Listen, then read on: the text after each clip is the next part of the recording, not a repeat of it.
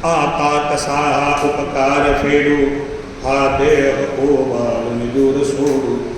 मी एक भावे प्रणिपात केला, विसरू कसा मी गुरुपादुकाला. शुका सारिखे पूर्ण वैराग्य ज्याचे, वसिष्ठापरी ज्ञान योगेश्वराचे. कवी वाल्मिका सारिखा मान्य ऐसा, नमस्कार माझा सद्गुरु रामदासा. जय जय रघुवीर समर्थ पंढरीनाथ महाराज की जय. श्री वल्लभेश्वर भगवान की जय.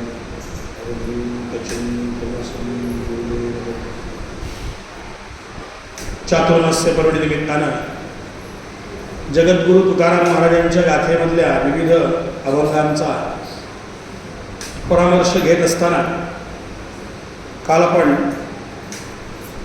जे का रंजले गांजले त्यांसी म्हणे जो आपुले या अभंगाचं विवेचन बघितलं.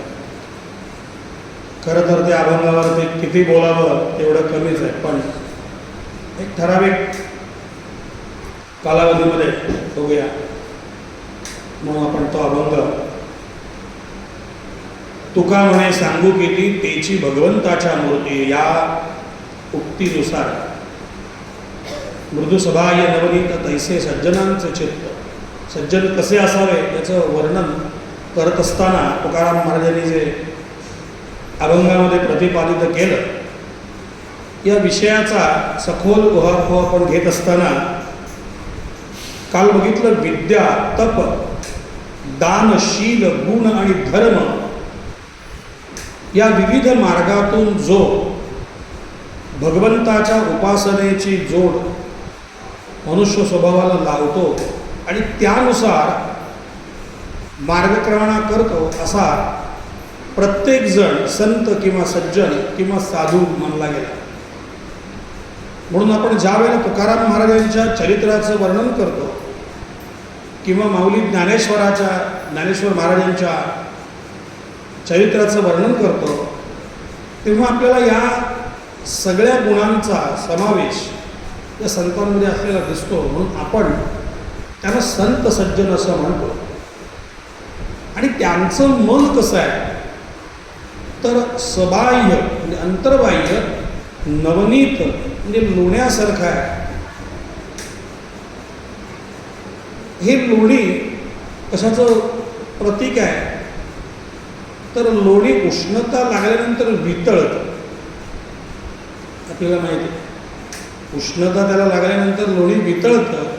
संत सज्जन कसे असतात की उष्णता म्हणजे एखादं दुःख, उष्णता हे प्रतिकात्मक दुःख या रूपकाकडे बघून आपण मांडतो.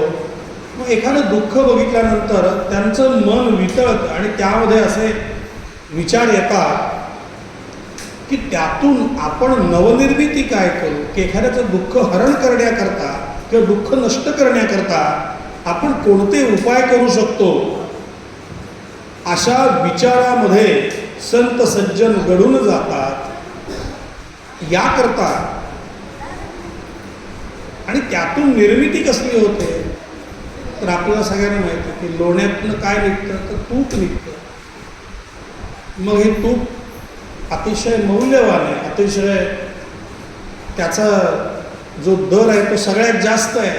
म्हणून संतांच्या संगतीमध्ये जेव्हा आपण येतो किंवा रूपकात्मक जेव्हा आपल्या समस्या संतांसमोर आपण मांडतो, संतांनी म्हटलं सदा संतापाशी जावे, मग त्यातून काय होतं तर निश्चित अशी निर्मिती होते की जी उत्तम आहे, जी मौल्यवान आहे, जी श्रेयस्कर आहे, किंबहुना जी आपलं जीवन अंतर्बाह्य बदलणारी आहे.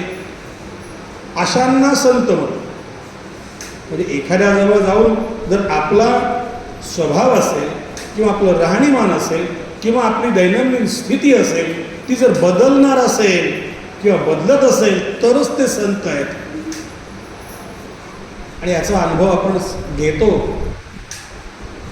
मग ते संत आत्ता जिवंत असो नाही तर नसो, सगुण रूपात असो निर्गुण रूपात असो, पण त्यांच्याजवळ जेव्हा आपण जातो तेव्हा आपल्या स्वभावामध्ये अंतर्बाह्य बदल होतो. आता स्वभावात बदल झाला की काय होतं तर त्यांच्यासारखं. कारण तुकाराम महाराजांनी एका अभंगामध्ये म्हटलं, सद्गुरू वाचोनी सापडेने सोय धरावे ते पाय आधी आधी, कसाय सद्गुरू लोह परिसाचे नसा हे उपमा. सद्गुरू महिमा अगाधची, तो अगाध काय? कारण आपणा सारिखे करीती तत्काळ, तया काळ वेळ नाही.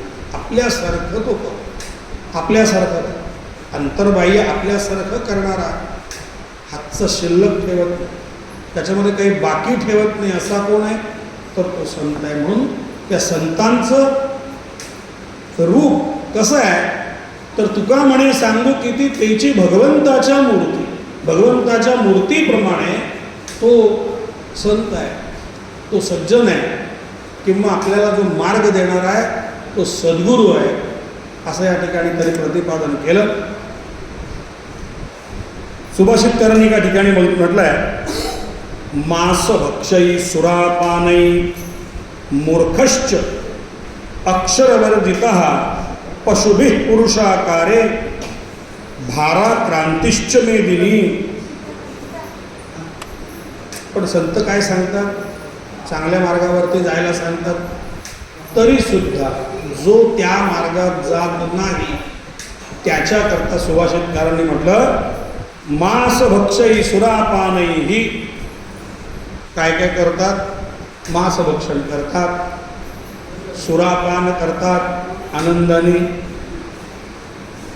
असे पशुमध्ये गणले जातात. असे कोण आहेत? तर जे पशुमध्ये गणले जातात, ज्यांना संतांच्या सहवासाने सुद्धा फरक पडत नाही. म्हणजे कधी कधी तर असं होतं, संतच बिघडतो, आम्ही बिघडलो तुम्ही बिघडलो. म्हणजे आम्ही त्यांच्या सहवासात आल्यानंतर संतच त्याच्या नादी लागला आहे, असं बरीच गोष्टी आहेत. म्हणजे शक्ती जास्त त्याच्या असते, म्हणून असा संत सुद्धा संत नव्हे असं याच्यामध्ये म्हटलंय. आणि ते म्हणतात भाराक्रांतिश्च मेदिनी. ते काय आहे? तर ते भूमीला भार आहे.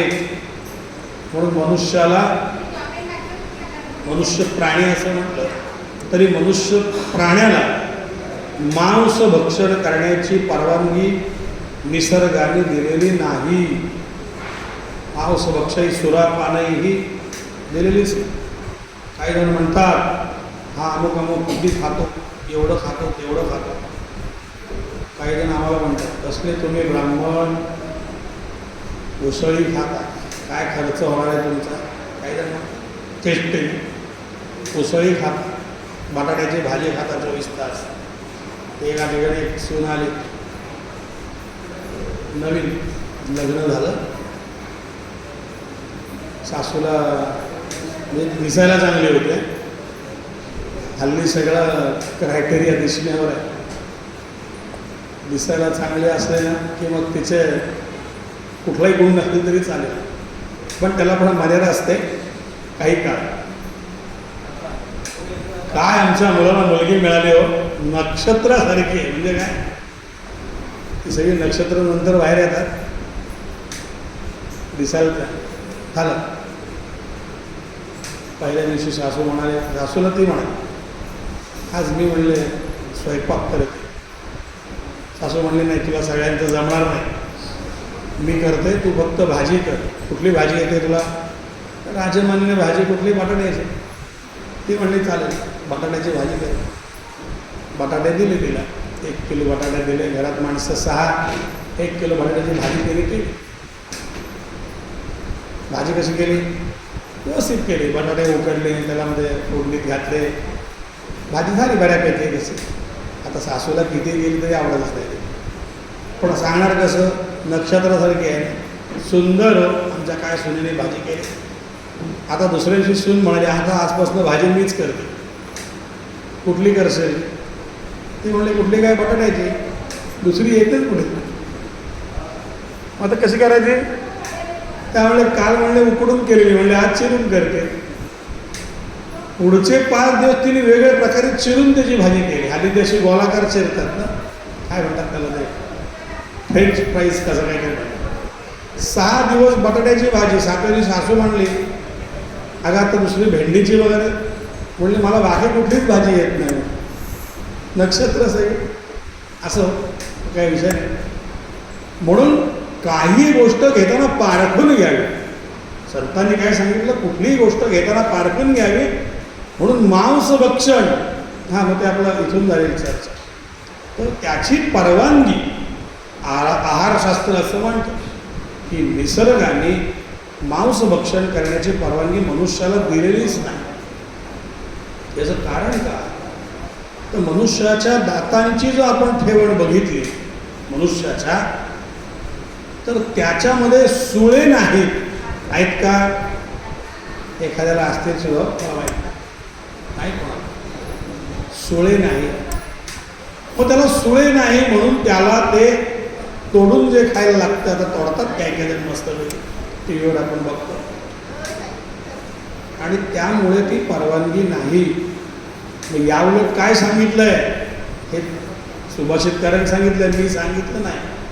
नाही तर उद्यापासून मांस फेकणारे लोक येतील माझ्या घरी, म्हणजे काय सांगून ठेवतात, मला काय घेणं देणं, तुमचं तुम्हाला. त्यांनी काय सांगितलंय, मांस अक्षयी सुरापानही, त्याचं वर्णन केलंय. भारा क्रांतिश्च मेदिनी. मेदिनी म्हणजे जमीन, भार ते भूमीला भार असल्यासारखे आहे, कारण त्यांना परवानगी नाही तरी सुद्धा त्या अशा गोष्टी करतात. म्हणून असं तर सांगण्याचा उद्देश असा की संत सज्जन अशा गोष्टी करत नाहीत. संत सज्जन अशा गोष्टी करत नाहीत, किंवा जे करतात ते संत सज्जन नाही, असा त्याचा अर्थ सांगितला. तुलसीदासांनी याच्यामध्ये सांगितलंय बघा, सुकर, कुकर, उंट, खर, बड, पशु अनमे चार, तुलसी हरि के भक्ति बिना ऐसे ही नरनार. आता 4 प्राण्यांना किंमत नाही अजिबात, म्हणजे आता किंमत नाही असं तुलसीदास म्हणतात, मी म्हणत नाही. 4 त्यातले प्राणी कुठले बघा. एक सुकर, सुकर म्हणजे डुक्कर, कुकर म्हणजे कुत्रा, नंतर उंट, खर, उंट खर, उंट म्हणजे माहिती आपल्याला उंट, आणि गाढव, खरं म्हणजे गाढव. त्या 4 प्राण्यांना महत्त्व नाही, म्हणजे खालच्या प्रतीचं मानलं जातं. डुक्कर, डुक्कर असं घरामध्ये कोणी पाळतं का? आम्ही 4-5 डुकरं पाळले असं कोण म्हणतं का? नाही, डुक्कर पाळलं जातं. आता ते वराह अवतार वगैरे पूजनीय आहे वगैरे ते सगळं सोडा, कारण आपल्या संस्कृतीमध्ये सगळ्या गोष्टींना देव मानलेले. कुठलंही दुसरं, कुत्रा, कुत्र्याला आता महत्त्व झालं आहे प्राप्त. घरावर कुत्रा असायचा, शेतावर असा बांधलेला वगैरे कुत्रा वगैरे, ते सगळं आता फॅशन नाही. आता त्या मुलाला ते बाजूला ठेवतात पोराला, त्या कुत्र्याला भरवतात वरणभर बायका, बरेच आहेत बायका बघितलं. म्हणजे आता महत्त्व झालं. कलियुग आहे ना, कलियुगामध्ये अशा गोष्टी होणार आहेत. पण कुत्रा, म्हणजे आपण एखाद्याला म्हणतो ना कुत्र्यासारखा काय तू शक्ती हलवतोस, किंवा कुत्र्यासारखं काय वागतोस, म्हणजे त्याला महत्त्व नाही थोडक्यात. असं हत्ती, सिंह असं त्यांना काही म्हटलेलं नाही. तसं बैल, हे सगळे उपयोगी प्राणी. आता ह्यांचा उपयोग खरंच काही नाही. कुत्र्याचा काय उपयोग, काही नाही. आणि गाढव, आता गाढवाचा उपयोग आहे नाही असं, पण तो खालच्या प्रतीचा मानला असं तुलसी दास म्हणतात. पशु उनमे 4, तुलसी हरि के भक्ति बिना ऐसे ही अवतार. आता त्यांनी असं म्हटलं, ते फार चांगलं आहे की यांना जे महत्त्व नाही तसं हरीच्या भक्ती विना जे राहतात ते असे आहेत.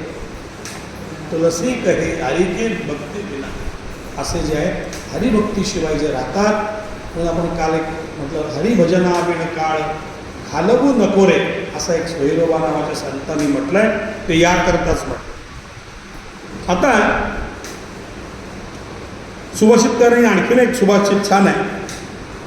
वदनं प्रसाद सदनं सद्यं हृदयं सुधामयः शब्दः करणं परोपकरणं येषां केशां नते वंद्याः.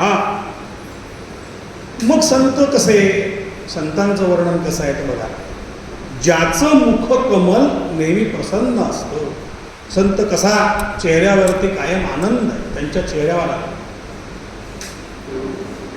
का, आनंदावरून आपली चेहऱ्यावरचा जो आनंद आहे म्हणजे सगळ्या आपल्या शरीरामध्ये जे जे काही चाललंय किंवा मनामध्ये जे जे काही चाललंय याचं प्रतिबिंब चेहऱ्यावर उमटतं असं म्हणतात. म्हणून चेहऱ्यावरून मनुष्य ओळखला. चेहरा कसा आहे, काय म्हणतो की नाही, काय एखादा काय सुंदर आहे हो, त्याच्याकडे बघितल्यावर प्रसन्न वाटतं असं आपण मी तर म्हणतो की नाही. आलास का समोर, आलं वाटलं म्हणतात. म्हणजे याचं कारण काय, तर चेहरा. किंवा आपण एखाद्याला सांगतो आज माझं काम 100% होणार नाही, का हो, अमुक अमुक समोर आला होता, जा म्हणले घरी, मला हे सांगितलं ना तर माझं पण काम. म्हणजे असे काही काही चेहरे असतात. म्हणजे चेहरा हे त्यातलं एक बरोबर. मग संत कसे, तर वदनम प्रसाद, प्रसन्नता असलेला चेहरा संतांचा. शेगावच्या गजानन महाराजांची एक कथा आहे, त्याच्यामध्ये अध्यायामध्ये वर्णन आहे. त्यांना सूचना मिळते म्हणून म्हटलं मोबाईल फोनचा शोध हा अगदी आत्ता लागला असलाही असला तरीसुद्धा मी तर मानतो की ऋषीमुनींपासून हा बिनतारी संदेशाचा प्रकार आहे. बिनतारी संदेश. शेगावच्या गजानन महाराजांना असं एक संकेत मिळाला की मी तुम्हाला भेटायला येतोय. कोणाचा, टेंबे स्वामी त्यांना आपण टेंबे स्वामींचं. ते माणगावला त्यांचं मोठं, माणगाव तिकडे कणकवलीच्या तिकडे पुढे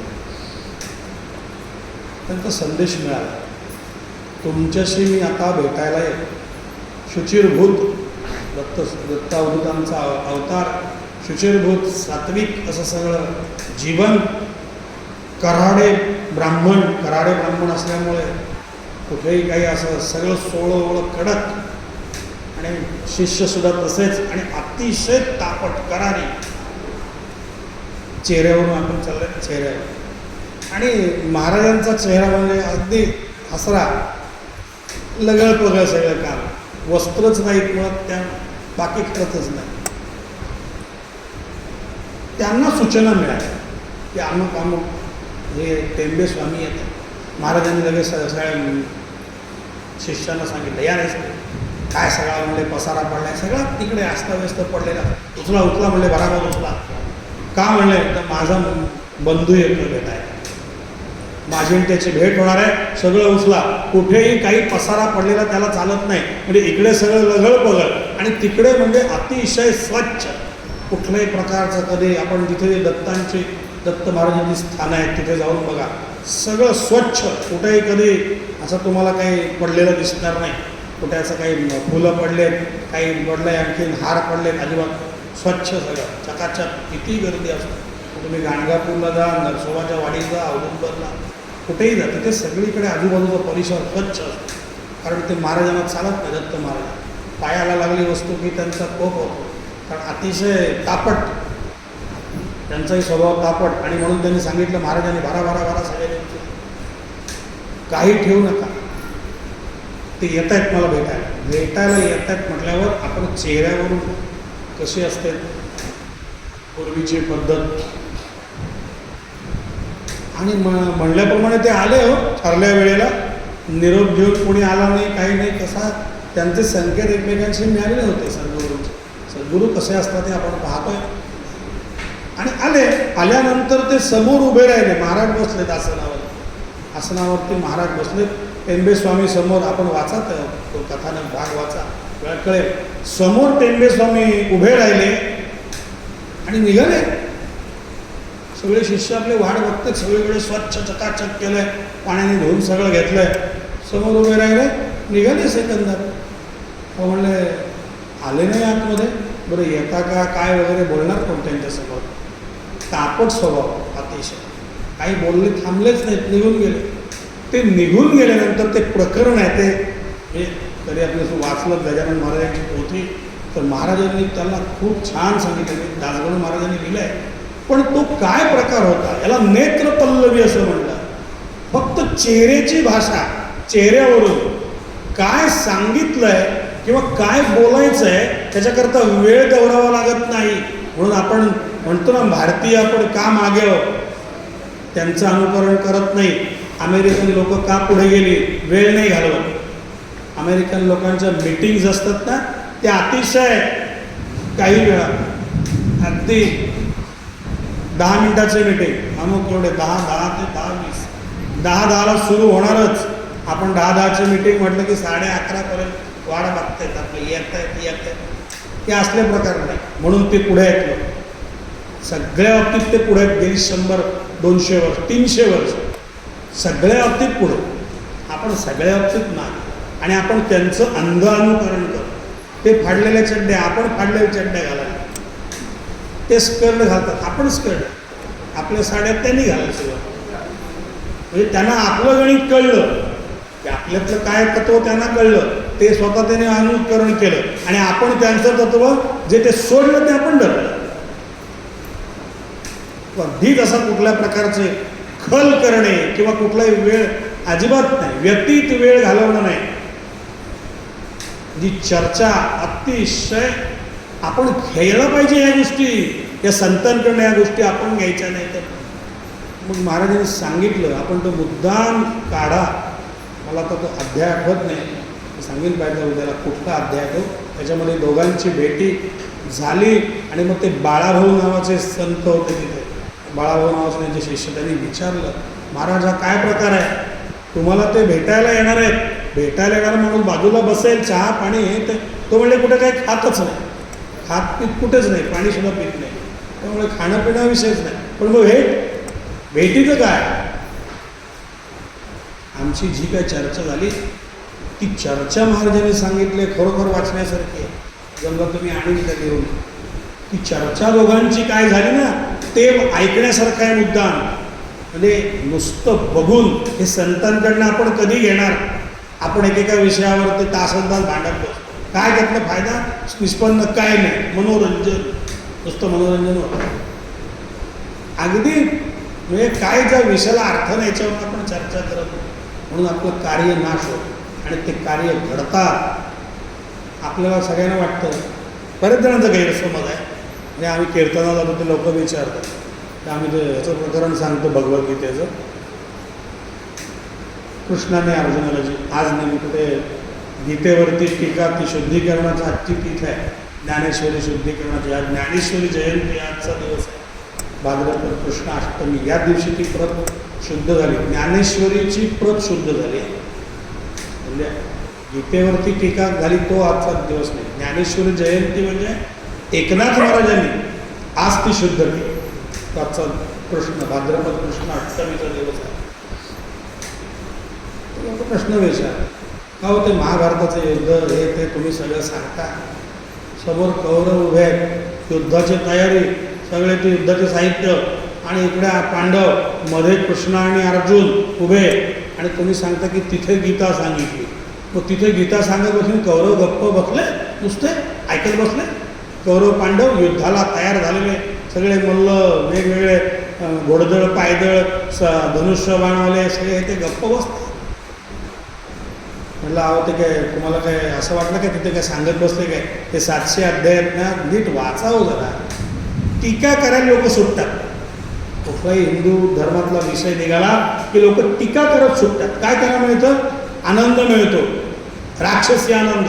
भगवद्गीतेवरती टीका, तर तुमची लायकी शब्द म्हणत नाही, योग्यता आहे का भगवद्गीतेवरती भाष्यकाराची योग्यता आहे का?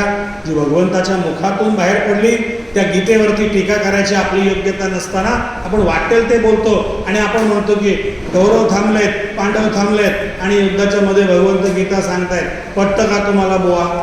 लोक आम्हालाच विचारतात. म्हटलं मूर्खा नीट नीट ऐक झाला. म्हटलं ती गीता काय भगवंतांनी सांगितलं, भगवंतांनी लिहिले 700 श्लोक जे लिहिलेत ते काय भगवंतांनी लिहिलं नाही आहे, ते व्यासांच्या उपनिषदांमध्ये, उपनिषत्सु ब्रह्मविद्यायाम योगशास्त्रे श्रीकृष्णार्जुन संवादे असा आहे. श्रीकृष्णार्जुनांचा जो संवाद झाला त्याचं एक ओवीबद्ध रूपांतर व्यासांनी केलं 700 श्लोकांमध्ये, 18 अध्यायांमध्ये. कारण का, तर 18 दिवस युद्ध चाललं म्हणून 18. त्याचं वर्णन आहे ते. आपल्याला वाचल्याशिवाय गोष्टी कळत नाही. मग ती कशी सांगितली? कृष्णाने फक्त अर्जुनाकडे बघितलं. कृष्णाने अर्जुन मान खाली घालून होता. कृष्णाने बघितलं अर्जुना म्हटल्यावर अर्जुनाने आपलं मुख कमलवरती केलं आणि कृष्णाने गीता सांगितली. तो काय असा गुरु शिष्य आहेत तो, मारून मारून मारून त्याला शिकवत आहेत छड्या मारून, तरी तो शिकत नाही, असं ते नाही आहेत गुरु शिष्य. तो अर्जुनाची योग्यता काय? कृष्ण सांगणारा भगवंत आहे, ऐकणारा अर्जुन आहे, हे लक्षात घ्या. हे त्या भगवद्गीतेचं गमक आहे. आपलं जीवन उद्धार करणारी ती गीता आहे. ती व्यासाने त्याचा विस्तार केला. आणि जी आपण आता आजचा जो उल्लेख मी केला, ती एकनाथ महाराजांनी भगवद्गीतेचा जो भगवद्गीतेवरती ज्ञानेश्वरीमध्ये गीतेवर टीका, आणि त्या गीतेवरच्या टीकेवर केलेलं ग्रंथ म्हणजे ज्ञानेश्वरीमध्ये सुधारणा केली एकनाथ महाराज. एकनाथी भागवत, त्या एकनाथी भागवतावर सुद्धा सुधारणा झाली. ते पुढे वेगवेगळी रूपं येतात, कारण काळानुसार भाषा बदलते. तुम्ही ज्ञानेश्वरी नुसती वाचायला द्या, काही कळणार नाही. भगवद्गीता वाचायला द्या, काही कळणार नाही. भगवद्गीता कळत नव्हती म्हणून ज्ञानेश्वराने त्यावेळच्या भाषेत तिचं प्रतिपादन केलं की ज्ञानेश्वरी, आणि ज्ञानेश्वरी सुद्धा अगम्य होती म्हणून त्याची त्यावेळची भाषा म्हणजे 1400 साधारण 1450 वगैरे या काळामध्ये एकनाथ महाराज होते. 1270 वगैरे या काळामध्ये माऊली होते. आणि गीता 5000 वर्षापूर्वी, आता 8000 वर्ष झाली. त्या गीतेवरती टीका ज्ञानेश्वरी टीका याचा अर्थ दूषण नाही. आपल्याला टीकामध्ये दूषण पण तो दूषणात्मक भाग नव्हे, तो अभ्यासात्मक भाग होता. आणि समजण्याकरता त्याचं प्रतिपादन केलं गेलं. असो, तर आपण वर्णन बघतोय भगवद्गीतेचं. आपण वर्णन बघतोय सज्जनस्य हृदयं नवनीत, असं जे आपण म्हणतोय त्याच्यावरती मी हा जे सांगितलंय सुभाषितकार, वदनं प्रसाद प्रसन्न वदन असणं, म्हणजे छान चेहऱ्यावरती मुखकमलावरती असणारं एक सुंदर हास्य मुखकमलावरचं. नंतर सुधामय हृदयम, सुधा म्हणजे गोड असणारा जो स्वभाव. हृदय कसा आहे? स्वभाव गोड आहे, एकदम छान स्वभाव.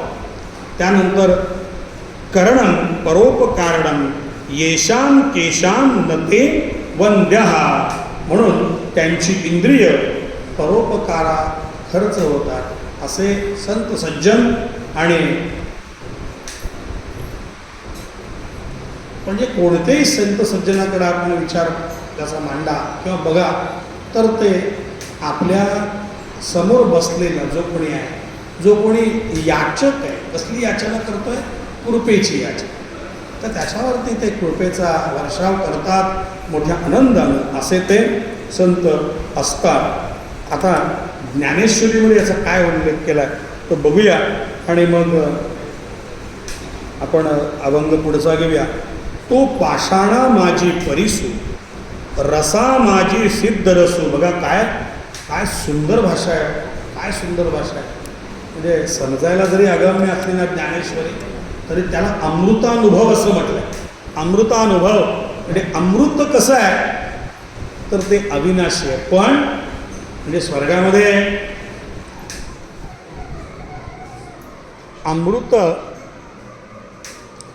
स्वर्गामध्ये अमृत दिलं जायचं असं म्हटलं जातं. मी स्वर्गात बघायला गेलो नाही, पण असं म्हणतात की स्वर्गामध्ये देवसभा भरली की देवसभेला सुरुवात होण्यापूर्वी अमृताचा एक एक प्याला प्रत्येकाला दिला जायचा. आणि हे किती होतं अमृत, किती होतं स्वर्गामध्ये? काही जणांना प्रश्न पडेल की स्वर्गामध्ये किती लोक? तर असे काही 30, 35, 40, 50 किंवा एखाद्या सर्वसाधारण सभेला असतात तशी 70-80 लोकं नव्हती. मग ती किती लोक?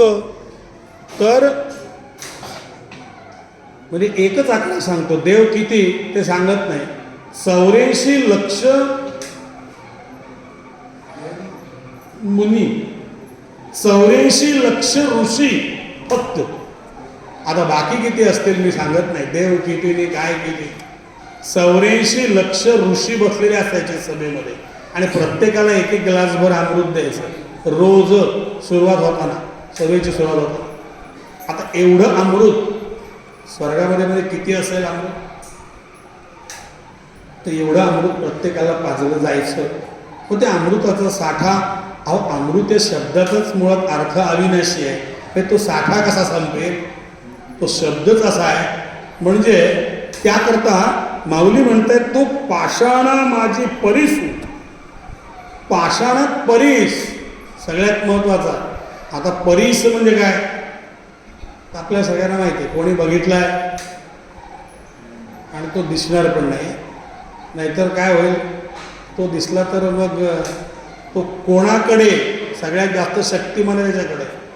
कारण ज्याच्याकडे आहे त्याला समोरचा मारणार, ज्याच्याकडे आहे समोरचा मला दे, नाही दिला केला तो त्याच्यापेक्षा कोणतरी आहे. म्हणजे हा परीस, हा काय संकल्पना, अमृत परीस, या सगळ्या संकल्पना आहेत. लोखंडाला सोनं करणारी गोष्ट, लोखंडाला सोनं करणारी गोष्ट शक्यच नाही. मग ती कशी येते ते पुढे बघायचं आहे. काय म्हटलंय माऊलीनी? जो पाषाणा माझी परीसू. का? तर लोखंड कसलं रूप आहे हो? लोखंड हे एक जडत्वमय असलेल्या वस्तूचं रूप आहे असं मानलं जातं. शास्त्रामध्ये लोह कसलं रूप आहे? तर एखाद्या जडत्व असलेल्या, जडत्व याचा अर्थ काय? ज्याला आकार उकार नाही, ज्याला कुठलेही संवेदन नाहीत, ज्याला कुठल्याही प्रकारच्या भावना नाहीत, ज्याला कुठल्याही प्रकारच्या चेतना नाहीत, असं स्वरूप त्याला लोह मानलं. बघा आपण थोडा तात्विक भाग बघतोय, मग त्याला लोह मानलं. म्हणजे जे जडत्वमय आहे ते लोह आहे. मग माऊली काय म्हणतात? पाषाणा माझी परीसू. मग तो परीस कसा आहे? याच्यापेक्षा वेगळा आहे. तो काय करतो? तर जेव्हा तो त्या लोखंडाला लागतो तेव्हा त्याचं सोनं होतं. त्याचे भाव वाढतो की नाही? भाव वाढतो. पण प्रत्यक्षात ही संकल्पना आहे का? एखादा कोणाकडे आहे का परीस? नाही. मग परीस आहे की नाही? आहे. कोणतंही संत आपल्यासारख्या, आता हे जडत्वमय लोह वगैरे या सगळ्या अगदी मोठ्या जडजड गोष्टी आहेत. सोप्या भाषेत विचार केला तर जो देह अचेतन आहे, जो देह कोणत्याही प्रकारच्या भावना संवेदना बाळगत नाही, ज्याच्याकडे कुठल्याही प्रकारच्या ऊर्जा नाही, अशा ऊर्जा नसलेल्या अचेतन अशा एखाद्या निष्क्रिय देहाला जो क्रियाशील करतो तो संत. म्हणून तो पाषाणा माझी परीस. इतकं सोपं आहे, काही कठीण नाही. संत कसा आहे? तर तुमच्या शरीरामध्ये जे अचेतन रूप आहे किंवा जे शरीरामधल्या तुमच्या ऊर्जाहीन देह आहे, चेतनाहीन देह आहे, त्याच्यामध्ये त्या चेतना जागृत करतो. बाबा रे, हा मी तुला लागलो, मी चिकटलो, आता तू जागृत हो रे, तू आता जरा तयार हो काहीतरी. मग काय कर? तयार होऊन काय कर? तर तो पाषाणा माझी परीसू आणि रसा माझी सिद्ध रसू. मग तू सिद्ध हो. काय हो? तू सिद्ध हो, तू सज्ज हो. नुसता काय हातपाय घालून बसतोस? काय गळफटल्यासारखा राहतोस? संत सांगतायत, बाबा रे, यारे यारे अवघे जन करा भगवंताचे गुणगान. संतांनी सांगितलं त्या भगवंताच्या गुणगानामध्ये काय आहे? तर तो सिद्धरस आहे. त्यानं तुझ्या शरीरामध्ये एक प्रकारची चेतना मिळेल. आणि त्याला काय म्हटलंय? तैसा मनुष्याकृती अंशू तो माझाची जाण. आता त्यांनी मुख्य सांगितलंय माऊली. आता याच्यामध्ये मुख्य गोष्ट सांगतात, तो मनुष्य माझी अंशू. मनुष्यामध्ये तो जो अंश आहे, म्हणजे आपण म्हणतो की नाही अभंग, देह देवाचे मंदिर आत आत्मा परमेश्वर. बाबा मी आतमध्ये आहे रे, आहे ना. अहो आहे म्हणून ते आपण बसलोय, नाही तर आपली रवानगी झाली असते तिकडं. आहे आत, तो आतमध्ये आहे ना, हलतोय. किती वेळ आहे नाही सांगू शकत, त्याची शाश्वती. म्हणतो की नाही, अहो आत्ता आम्ही दोघांनी वडापाव खाल्ला, जरा चक्कर येते म्हणून घरी गेला. हा कोणतरी सांगतो ना, तो हा बाहेर 2 मित्र असतात, वडापाव दोघं खातात. एक म्हणतो जरा मला लायब्ररीत जायचं, दुसरा म्हणतो मग जा मला थोडी चक्कर करते, मी जरा घरी जातो. आणि हा लायब्ररीतून येतोय तर घरासमोर गर्दी कसली, रामकृष्ण गेले. शाश्वती नाही देहाचा भरवसा. देह भगवंताने दिलाय, त्याचा भरवसा नाही कधी जाणार. म्हणून माऊली काय म्हणताय, चेतनामय देह जो झाला, तो त्याच्यामध्ये मी नुसतं थांबत नाही बाहेर. असं केल्यानंतर मी आतमध्ये बसतो जाऊन. ज्यावेळेला मी तुम्हाला निर्माण करतो ना, मनुष्य म्हणून तुम्हाला देह देतो, तेव्हा त्या देहाबरोबर मी आतमध्ये जाऊन बसतो. आणि जेव्हा मला वाटेल जावं आता बास झालं, याचं तर संपलं, ते मी निघून जातो. मग त्याचं वय बघत नाही मी, तो 2 वर्षाचा आहे का 5 वर्षाचा आहे का त्याला अजून म्हातारा करायचा आहे ते मी बघत नाही. माझी वेळ झाली की मी निघून जातो. कारण त्याला सिद्धरस म्हटलंय, तो सिद्धरस आहे. आणि ते चालते ज्ञानाचे बिंब, त्याचे अवयव ते सुखाचे कोंब.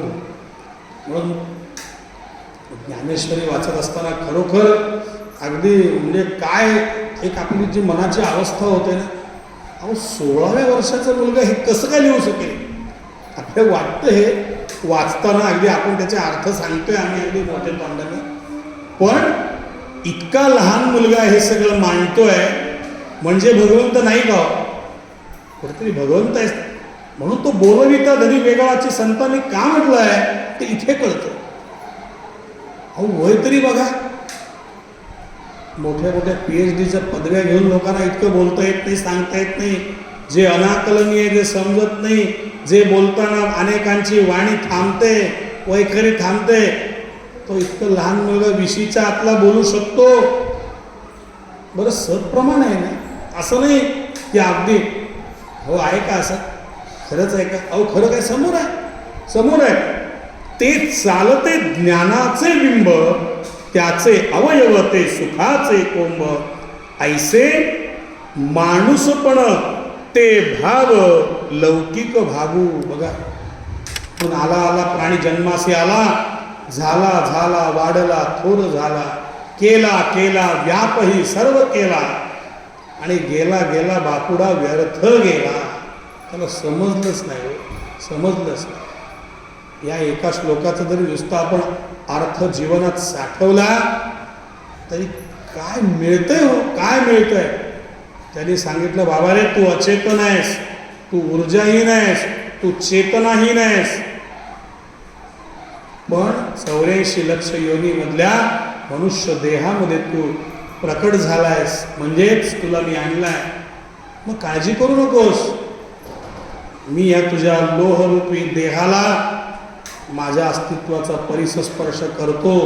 त्यामुळे काय होईल, तू चेतनामय होशील, तू जागृत होशील.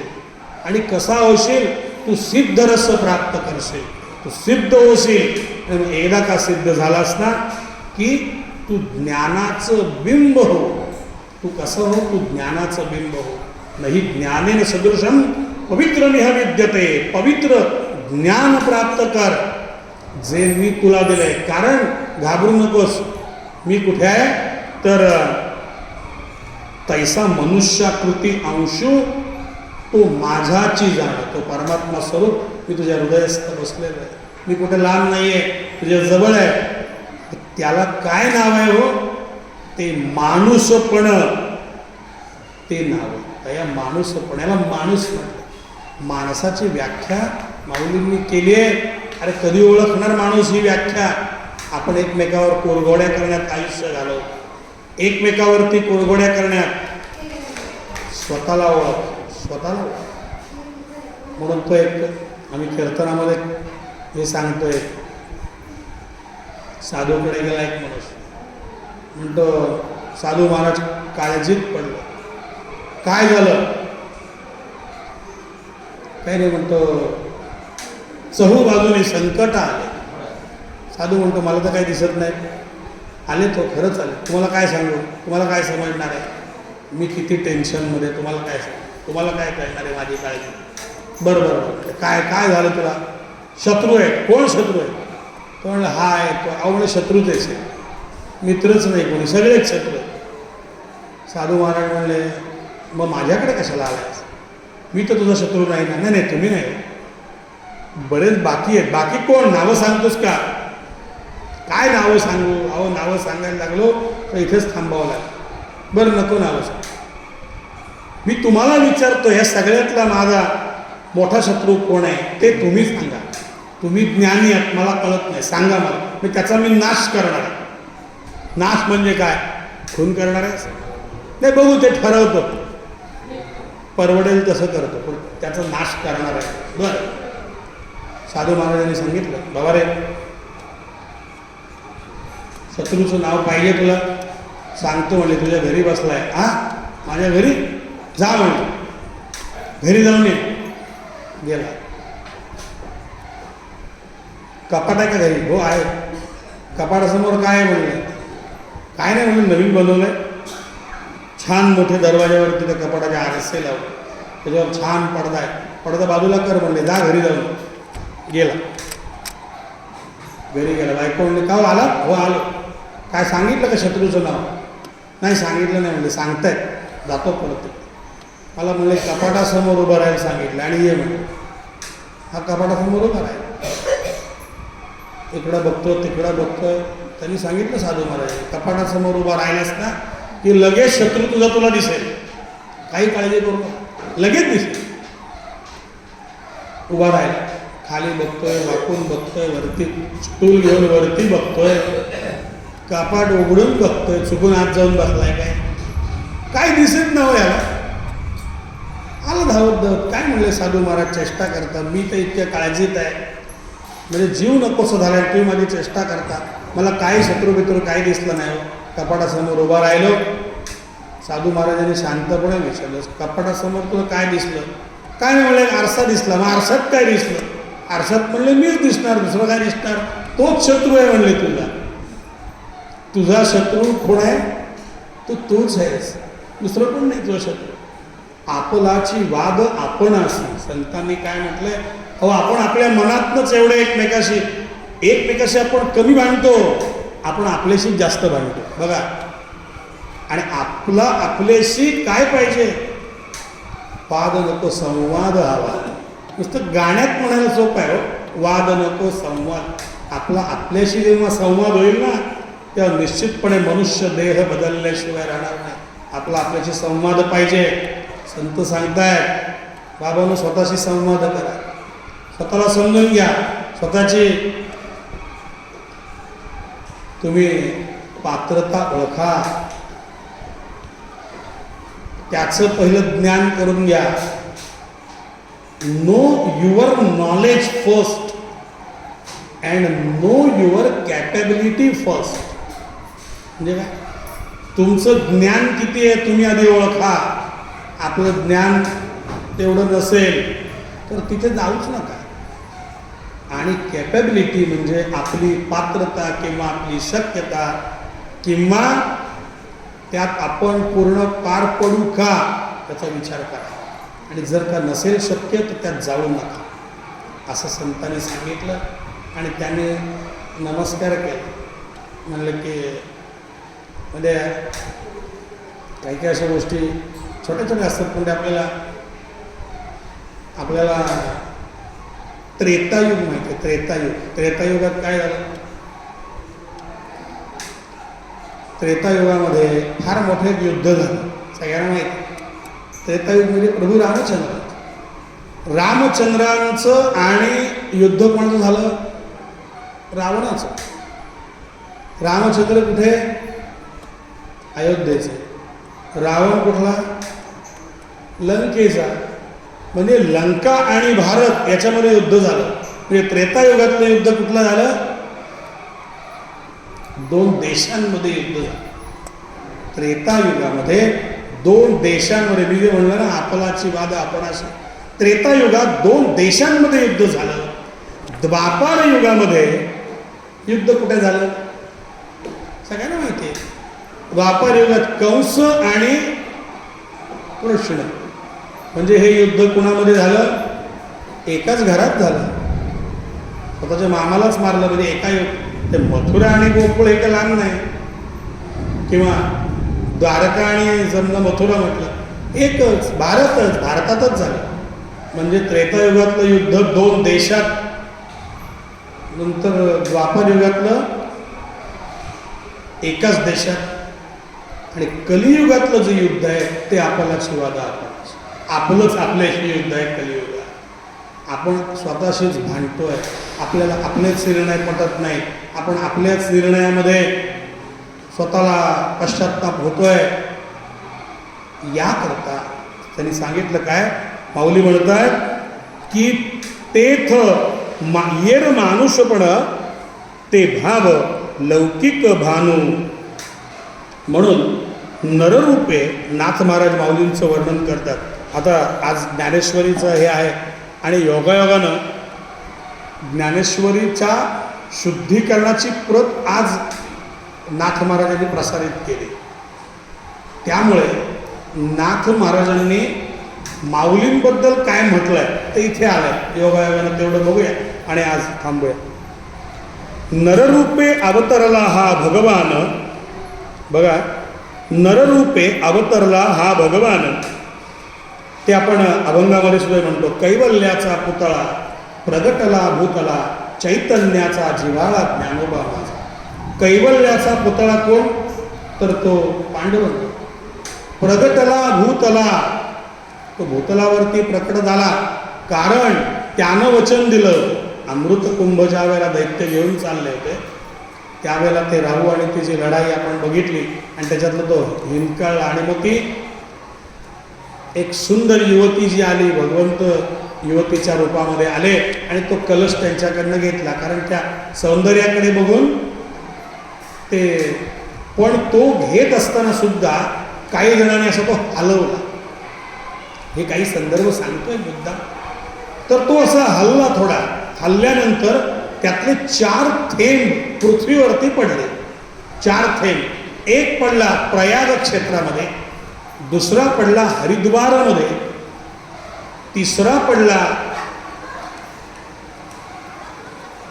उज्जैनीमध्ये, उज्जैन मध्य प्रदेश, हरिद्वार उत्तराखंड, हा इकडे हे दोन्ही सगळे त्या भागात उत्तर प्रदेश, उत्तराखंड, मध्य प्रदेश, आणि एक महाराष्ट्रात पडला. आता या दिवसात त्याला फार महत्व आहे. तो पडला कुठे? चौथा त्र्यंबकेश्वरला पडला. हे 4 थेंब. काही जण म्हणतात की याच त्र्यंबकेश्वरलाच का जायचं, आम्ही घरी का नाही करायचं? त्रिपिंडी श्राद्ध आता जे आपण आता म्हणजे वर्षभर करतो, पण या दिवसामध्ये त्याला फार वेगळं नाही. मग ते तिथेच का? तर त्याला मोहिनी राजा, ते मला आठवेल, मोहिनी राजाच्या रूपामध्ये भगवंतानी दैत्याकडून तो कुंभ घेतला, आणि घेत असताना तो हिसळला. त्याचे 4 थेंब पृथ्वीवर पडले स्वर्गामधून. एक प्रयाग, एक हरिद्वार, एक उज्जैन, आणि एक त्र्यंबकेश्वर. हे 4 ठिकाणी पडले. म्हणून या 4ही ठिकाणी काय होतं? अमृत कुंभातले थेंब पडल्यामुळे पितृदेवतांना मुक्ती त्वरित प्राप्त होते. कुठे? या 4ही ठिकाणी. म्हणून त्याचं उत्तर हे की तिथेच का करायचं? का तिथेच? म्हणून इतर ठिकाणी आपण गया क्षेत्री गेलं की श्राद्ध करतो. तिथे गया क्षेत्री तर असं म्हटलं आहे की आपण आपलंही श्राद्ध करू शकतो. जिवंतपणे आपण करू शकतो. हे आपल्या मुलांनी वगैरे पुढे करू नये तर नाही, आपण आपलं श्राद्ध करू शकतो. असो, तर तो काही विषय नाही. तर ते काय म्हणले बघा. तर नररूपे अवतरला भगवान, नदी नद वापी कूप पाहता उदक नोहे भिन्न नवल हेची पशु म्हैसा करी वेदाध्ययन नमन करुणी जपता होय विज्ञान. म्हणून नररूपे अवतरलेला हा भगवान परमात्मा, म्हणून मगाशी जे म्हटलं की 16 ते 20 या वर्षातला मुलगा हे कसं काय सांगू शकतो, तर नररूपे अवतरला भगवान, साक्षात भगवंतच अवतरला म्हणून तो सांगतोय. नंतर याच्यामध्ये फरक नाही. नदी, नदी म्हणजे नदी, नद हे सरोवर, वापी विहीर, कूप लहान विहीर, आणि याचं उदक सगळ्यांचं सारखंच असतं. परंतु जरी सगळ्यांचं सारखं असलं तरी प्रत्येक मिळण्याची अशक्यता कमी असते. म्हणून नवल हेची पशु म्हैसा, म्हणून सगळ्यात श्रेष्ठ का, तर पशु म्हैसा करी वेदाध्ययन, रेड्यामुखी बोलविला गर्भ द्विजांचा हरविला असं म्हणतो केलं, म्हणून तो श्रेष्ठ.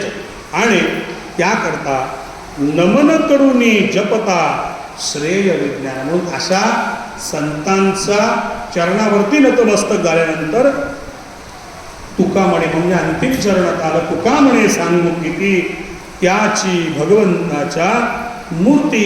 म्हणून अशा या भगवंताच्या मूर्ती ज्या संतांमध्ये सापडतात त्यांना अखंडित वंदन करूया. आणि त्याच्यानंतर तुकाराम महाराज अंतिम चरणामध्ये म्हणतात की त्याकरता म्हणतात तोची साधू ओळखावा देव तेथेची जावा. तिथे देव मिळतो. देव कुठे आहे तर लांब जाऊच नका. आपल्याकडे असलेला जो संत आहे तो संत आपल्याला काय सांगतोय, बाबा रे की तुझ्या हृदयात तो बसला आहे. म्हणून हृदयात बसलेल्या संता देवाला शोधण्याकरता 10 ठिकाणी जाण्याची गरज नाही. याचा अर्थ तुझं स्वतःचं अस्तित्व, जीवन बदलण्याची शक्ती तुझ्यामध्ये आहे, ते तू कर. देव तेथेची जाणावा असा. म्हणून अशा पद्धतीनं जो भगवंताची रूप जाणतो, विविध देहांमध्ये ती पारखतो, त्याचा उद्धार झाल्याशिवाय राहत नाही. जय जय रघुवीर समर्थ, सदा सर्वदा योग तुझा घडावा, तुझे कारणी देह माझा पडावा, उपेक्ष